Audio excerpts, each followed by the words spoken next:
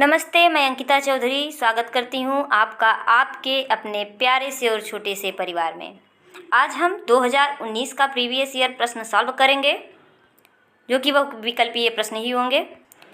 PNP अधिकतम प्रश्नों को रिपीट करती है, इसलिए प्रीवियस ईयर प्रश्न बहुत ही महत्वपूर्ण हो जाते हैं परीक्षा की दृष्टि से।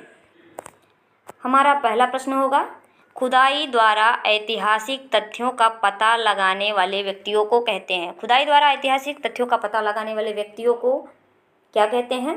तो ऐसे व्यक्तियों को पुरातत्वविद कहते हैं। वेदों की संख्या है, वेदों की संख्या 1, 2, 3 या फिर 4 है। वेदों की संख्या, हमारा आंसर डी सही हो जाएगा, 4 है। वेदों की संख्या 4 है। चारों वेदों के नाम क्या है? ऋग्वेद, यजुर्वेद, सामवेद और अथर्ववेद, जिसमें सबसे प्राचीन वेद ऋग्वेद को माना गया है। ऋग्वेद सबसे प्राचीन वेद है। मेसोपोटामिया की सभ्यता का जन्म हुआ था। मेसोपोटामिया की सभ्यता का जन्म सिंधु नदी के घाटी के किनारे हुआ, या नील नदी घाटी के किनारे हुआ, दजला फरात नदी घाटी के किनारे हुआ, या फिर यात्सिकी-क्यांग नदी घाटी के किनारे हुआ। तो हमारा ऑप्शन सी सही हो जाएगा, दजला और फरात नदी घाटी के किनारे हुआ। नील नदी के किनारे मिस्र की सभ्यता का विकास हुआ। मिस्र की सभ्यता का विकास नील नदी के किनारे हुआ, हो जाएगा मिस्र। मिस्र की सभ्यता का विकास नील नदी के किनारे हुआ। बढ़ते हैं अगले प्रश्न की तरफ। हड़प्पा सभ्यता से संबंधित स्थल कालीबंगा स्थित है। कालीबंगा कहाँ स्थित है? कालीबंगा एक ऐसा स्थान है जो हड़प्पा से संबंधित है। यह राजस्थान में स्थित है। कहाँ स्थित है? राजस्थान में। हमारा ऑप्शन बी सही हो जाएगा। मुद्रण कला के आविष्कारक थे। मुद्रण कला के आविष्कारक कौन थे? मुद्रण कला के आविष्कारक चीनी थे। मुद्रण कला के आविष्कारक चीनी थे। चीनी कोई खाने वाली चीज़ नहीं है जो चाय में डालकर खाया जाता है या दूध में डालकर खाया जाता है। चीनी चीन के नागरिकों को कहा जाता है, जैसे यूनानी, ईरानी, भारतीय, उसी तरह से चीन के लोगों को कहा जाता है।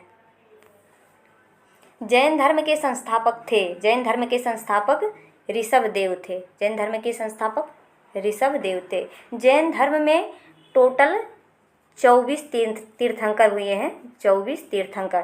तो ये पहले तीर्थंकर हैं और संस्थापक भी हैं। 24वें तीर्थंकर महावीर स्वामी हैं। द्वितीय बौद्ध संगीत सभा का आयोजन हुआ था। द्वितीय बौद्ध संगीत सभा का आयोजन कालाशोक के शासनकाल में हुआ था। किसके शासनकाल में हुआ था? तो इस बौद्ध संगीत का आयोजन कालाशोक के शासनकाल में हुआ था। टोटल बौद्ध संगीतियाँ कितनी हुई हैं? तो कुल बौद्ध संगीतियाँ 4 हुई हैं। द्वितीय बौद्ध संगीति कालाशोक के शासनकाल में हुआ है। सिकंदर ने भारत पर आक्रमण किया था। सिकंदर ने भारत पर आक्रमण कब किया था? तो सिकंदर ने भारत पर आक्रमण 326 ईसा पूर्व में किया था। हमारा ऑप्शन डी सही हो जाएगा।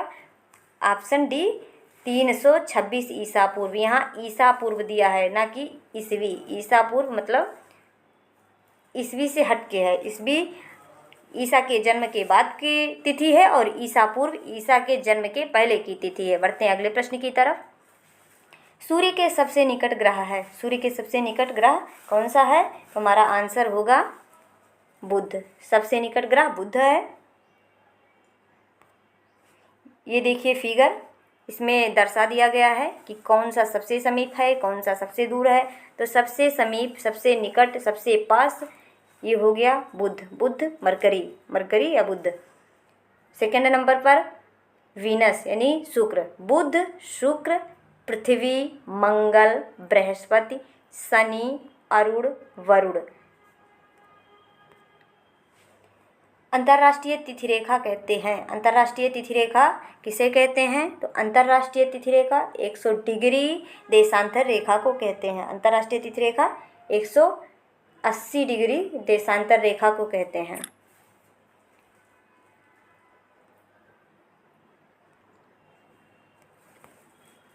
नीला ग्रह कहते हैं। नीला ग्रह या ब्लू प्लैनेट किसे कहते हैं? तो नीला ग्रह पृथ्वी को कहा जाता है। नीला ग्रह किसे कहा जाता है?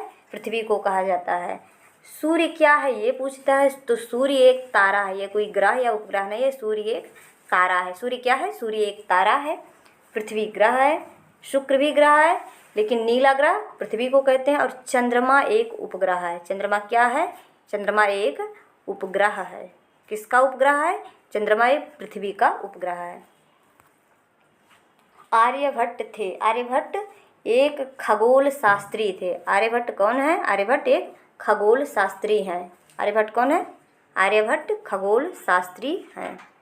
आधुनिक अर्थशास्त्र के जनक हैं। आधुनिक अर्थशास्त्र के जनक एडम स्मिथ हैं। आधुनिक अर्थशास्त्र के जनक एडम स्मिथ हैं। एक अर्थशास्त्र नामक पुस्तक है। अर्थशास्त्र एक पुस्तक है। अर्थशास्त्र जो पुस्तक है उसके लेखक कौटिल्य हैं या चाणक्य हैं। चाणक्य या कौटिल्य कहिए, दोनों एक ही व्यक्ति का नाम है। चाणक्य हैं। कौन है? चाणक्य हैं। चाणक्य या कौटिल्य।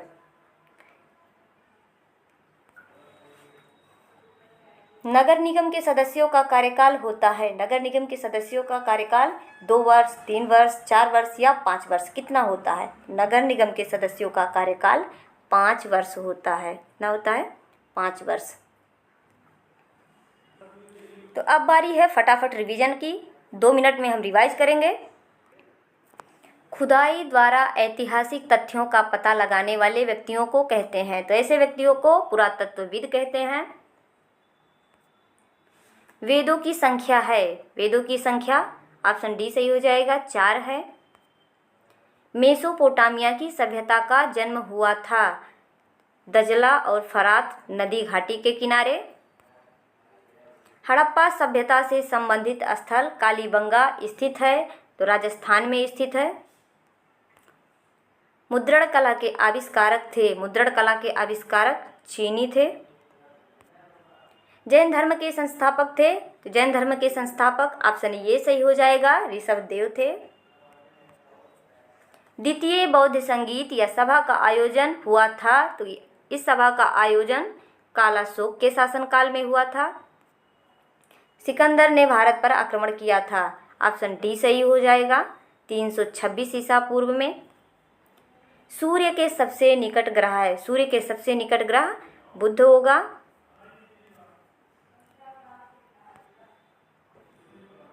अंतर्राष्ट्रीय तिथि रेखा कहते हैं। अंतर्राष्ट्रीय तिथि रेखा ऑप्शन ये सही हो जाएगा, 180 डिग्री देशांतर रेखा को अंतर्राष्ट्रीय तिथि रेखा कहते हैं।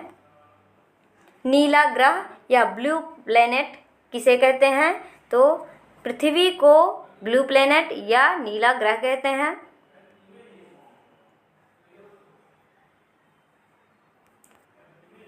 आर्यभट्ट थे। आर्यभट्ट एक खगोल शास्त्री थे। आर्यभट्ट कौन है? आर्यभट्ट खगोल शास्त्री हैं।